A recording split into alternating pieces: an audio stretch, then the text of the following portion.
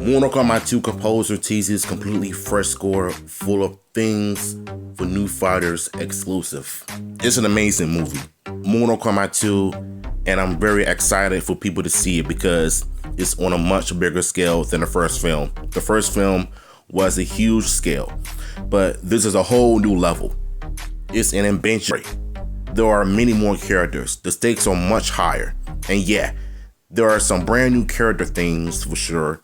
It was a much more ambitious thing to do musically because in the first movie, I really wanted to see what we could squeeze out of that techno syndrome riff and to really make that like my core source of material. And Simon and I were like, okay, we've done that now. We've done that now. Let's just free ourselves from that idea and just write a movie score that's completely fresh. So that's what we did for the second installment. That was one of the biggest challenges, but actually there was a cheat code, which is that it was a collaboration.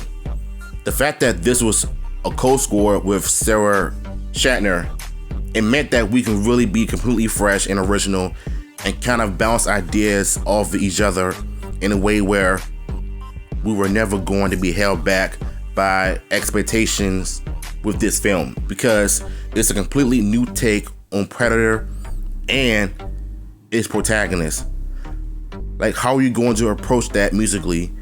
And you don't want to make it like scary and horrific all the time. There's got to be lightness and humor.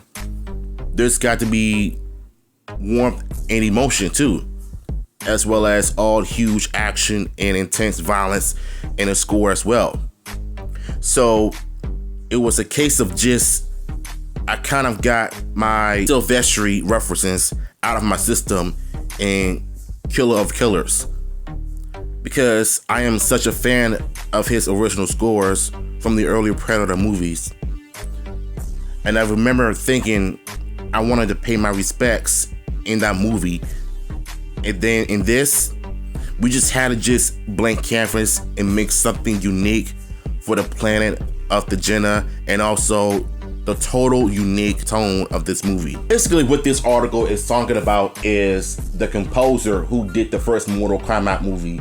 He talks about how he wanted to make something original and something different with the score to make it more intense and interesting, and whether we're gonna see it in the second movie or not, because we know that the second movie has a tournament now, so you're gonna expect to see a lot of crazy scores in the film and fatalities and whatever, right?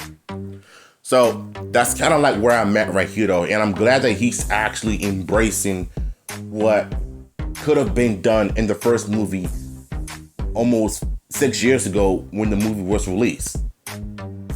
And so for me, I would like to think that maybe, just maybe,